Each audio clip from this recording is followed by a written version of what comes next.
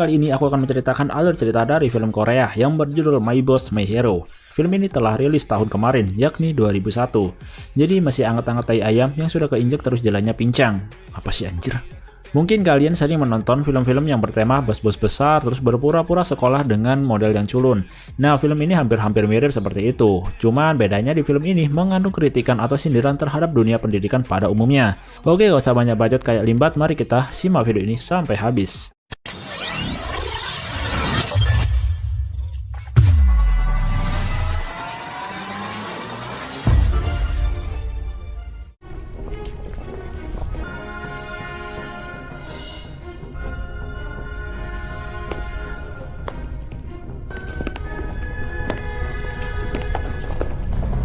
Film ini akan menceritakan seseorang yang bernama Dusik. Ia adalah seorang yang mempunyai jabatan tertinggi di antara gangster yang ada di Seoul. Suatu ketika Dusik berhasil memperluas area kekuasaannya di Seoul, yang mana hal itu membuat pimpinan dari gangster itu makin suka dengan Dusik. Namun hal itu sedikit ditentang oleh tetua-tetua yang lain ketika Dusik akan menjadi pimpinan di daerah Myeongdong dikarenakan Dusik tidak lulus sekolah SMA.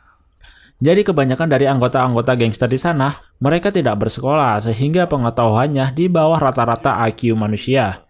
Bahkan Dusik yang ditanyai tentang alamat emailnya malah menjawab alamat rumahnya. Ini adalah Kim Sang-do, tangan kanan dari Dusik yang cukup berpendidikan. Sedangkan ini adalah Daigari, manusia yang bodohnya sudah tidak tertolong dan selalu sok tahu. Dia hanya mengerti tentang perkelahian saja. Dari sinilah akhirnya Dusik memutuskan untuk mendaftar sekolah agar bisa mendapatkan ijazah SMA.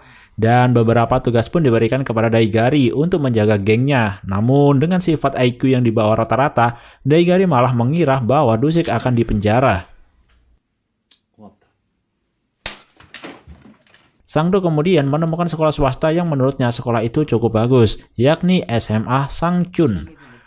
Dusik bisa masuk ke sekolah itu dengan persyaratan bahwa ia harus memberikan sumbangan ke sekolah itu. Dan di sini Sang-do juga memanipulasi umur dari Dusik agar terlihat lebih muda.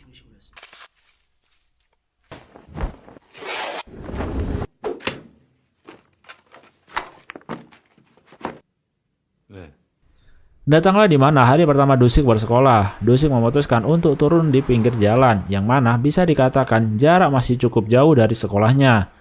Hal itu bertujuan agar Dusik tidak terlalu terlihat mencolok. Namun tiba-tiba Dusik kebingungan melihat anak-anak yang lain berlarian menuju sekolah. Ia pun sontak juga ikut berlari tanpa tahu apa yang terjadi. Tiba-tiba ia melihat dompet seorang cewek yang terjatuh dan bergegas untuk mengambilnya. Karena hal itulah membuat Dusik terlambat masuk sekolah. Ternyata mereka berlarian karena sudah tahu akan terlambat masuk sekolah. Dusik dan beberapa teman lainnya dihukum, yang mana Dusik dipukuli oleh salah satu guru karena keterlambatannya tersebut. Daigari yang mengawasi bosnya bersekolah itu tidak terima dengan perlakuan guru tersebut. Namun Sang-do menahannya karena itu bisa mengacaukan semuanya jika mereka turun tangan. Kemudian kita akan diperlihatkan seorang cewek dan cowok bertulang lunak yang sedang berdandan di kamar mandi. Kemudian ketika Yunju ingin masuk ke WC, tiba-tiba keluar 3 cewek yang diduga telah merokok di dalam WC. Dan terjadilah perkelahian di antara mereka karena mereka saling tidak terima diejek. Dari kejadian itulah membuat mereka semua dibawa ke ruang guru untuk mendapatkan hukuman. Namun sayangnya kelompok dari Yunju yang mendapatkan hukuman, sedangkan kelompok dari Jie dibebaskan. Jam masuk sekolah pun dimulai. Dusik sangat terlihat gugup di hadapan siswa-siswa lainnya. Sampai ketika Dusik disuruh untuk memperkenalkan dirinya, ia malah menanyakan, apakah kalian sudah makan? Jelas saja membuat siswa lainnya bingung mendengar hal itu. Bodoh anjir. Dusik di sekolahnya selalu mendapatkan bulian oleh preman di kelasnya yang diketuai oleh Babari dan selalu meminta uang kepada Dusik. Dusik tidak pernah melawan akan hal itu. Ia selalu menerima bulian itu meskipun sebenarnya Dusik sudah kesal. Semua itu ia lakukan agar tidak mendapatkan masalah di sekolahnya dan bisa lulus sekolah tepat waktu. Suatu hari Dusik lupa membawa makanan siangnya sehingga meminta Sang-do untuk mengantarkannya. Dan ketika Sang-do mengantarkan makanannya, tanpa sengaja ia bertemu dengan guru yang cantik bernama Lee. Sang-do pun jatuh cinta pada pandangan pertama pada guru tersebut dan langsung mengajaknya untuk makan siang. Para guru sedang melakukan rapat yang mana mereka membicarakan bahwa keuangan SMA Sangchun sedang bermasalah dan juga dikabarkan bahwa divisi urologi mengalami penurunan dari segi pemasukan. Oleh karena itu, setiap siswa laki-laki yang belum sunat diminta untuk menggunakan jasa rumah sakit tersebut, dan tentu saja itu tidak gratis. Para siswa laki-laki pun melakukan sunatan massal di rumah sakit sekolahnya. Dan ketika giliran Dusik, para dokter pun kaget melihat otong dari Dusik banyak tindik pernak-pernik matahari. Dan terlebih parahnya lagi, para dokter tersebut lupa memberikan obat bius sakit kepada Dusik ketika disunat. Ya jelas saja Dusik pulang sekolah dengan keadaan petetang-peteteng.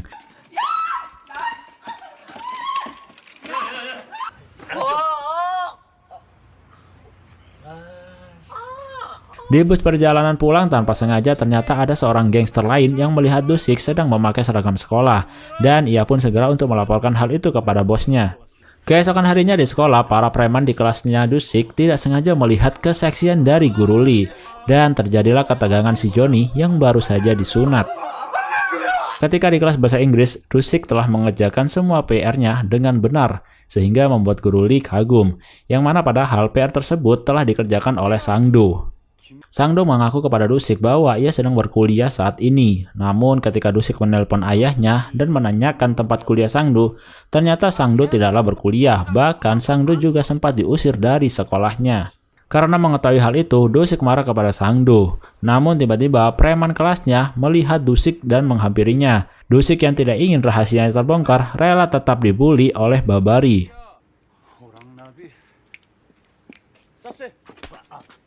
Besoknya di sekolah, beberapa anak sedang dimarahin oleh wakil kepala sekolah karena mereka belum membayar uang album wisuda.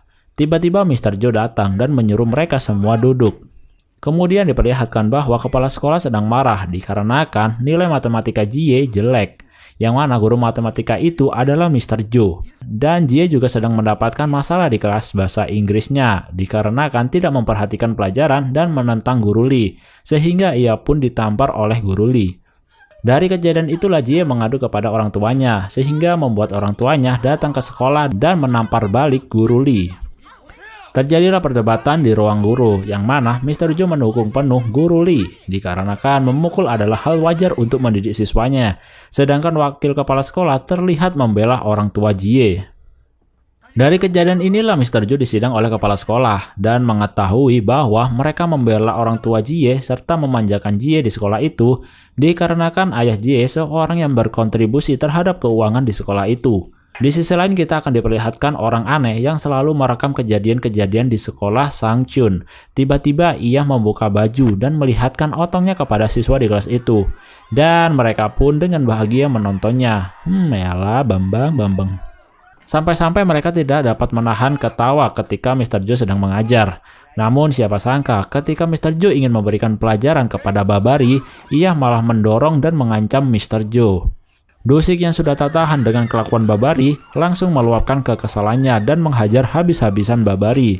Semua itu dilakukan Dusik karena tidak terima jika guru diremehkan seperti itu. Dari sinilah Babari tunduk dan takut kepada Dusik. Bahkan ketika mereka berdua sedang asik mengobrol, tiba-tiba datang siswa dari sekolah lain untuk menghajar Babari, dikarenakan Babari telah mengambil uang mereka. Dusik pun tanpa segan-segan menghajar gerombolan siswa itu dengan mudah.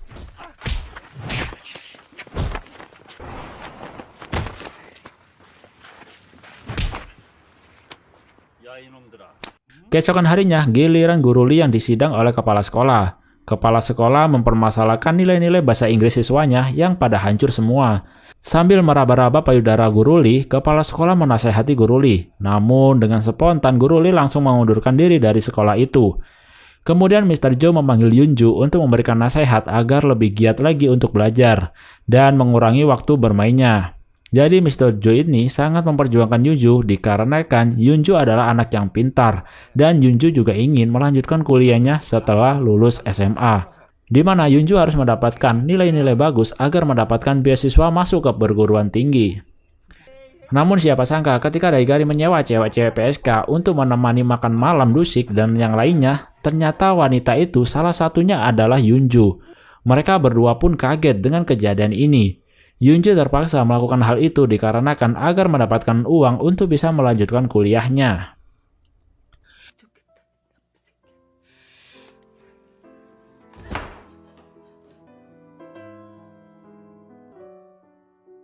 Dusik pun menceritakan semua kejadian-kejadian di sekolahnya kepada Sang-do, bahwa siswa-siswa di sana selalu dipungut biaya. Dan kemudian Sang-do pun juga marah ketika mengetahui guru Lee menjadi korban kekerasan orang tua siswanya sendiri. Besoknya di sekolah, para siswa mendapatkan kabar bahwa Mr. Jo akan dikeluarkan dari sekolah itu. Sontak mereka pun sedih mengetahui hal itu.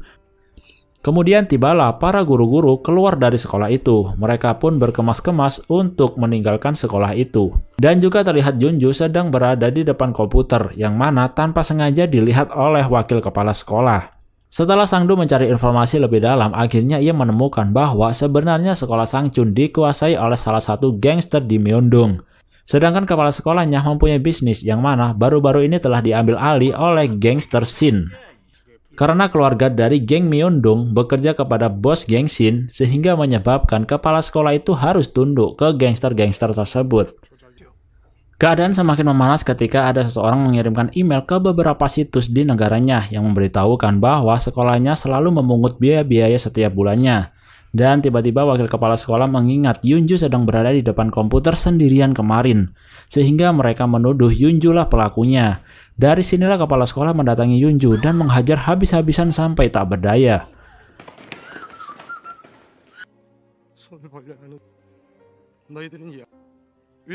Di sisi lain, guru-guru yang keluar dari sekolah itu mengatakan kebusukan dari sekolah itu di media, bahwa mereka memilih memundur dari sekolah itu daripada harus memungut biaya yang hanya untuk kepentingan guru itu sendiri. Dan terlebih lagi, para guru itu dipaksa untuk mendongkrak nilai siswanya bukan karena kepintarannya, tetapi karena uang. Keesokan harinya, para guru dan siswa yang pro kontra dengan kebijakan sekolah itu berdemo di depan gerbang sekolah. Namun mereka malah dihajar oleh gangster yang menguasai sekolah itu. Dusik yang melihatnya sudah tidak tahan lagi. Meskipun kelulusannya sudah beberapa bulan lagi, Dusik memutuskan untuk mengambil alih sekolah itu. Dusik pun melawan para gangster itu sendirian. Dan naasnya, ia hampir tak sadarkan diri setelah mendapatkan pukulan tepat di kepalanya.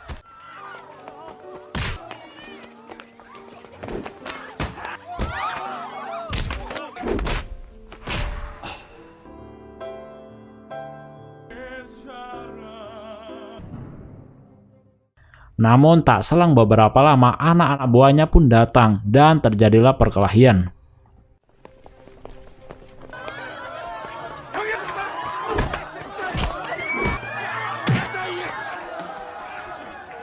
Dan akhirnya mereka pun menang dan berhasil mengambil alih sekolah itu. Tetapi gangster Gangnam tiba-tiba muncul untuk membalaskan kembali kekalahan mereka.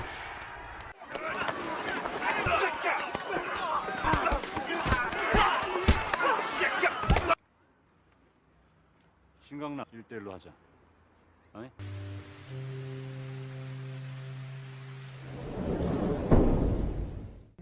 Singkat cerita, setelah perkelahian itu terjadi, polisi pun datang dan Dusik pun dipenjara atas kejadian ini.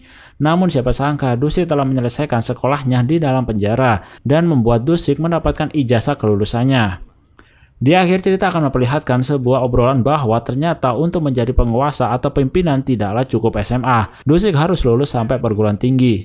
Dan film pun tamat.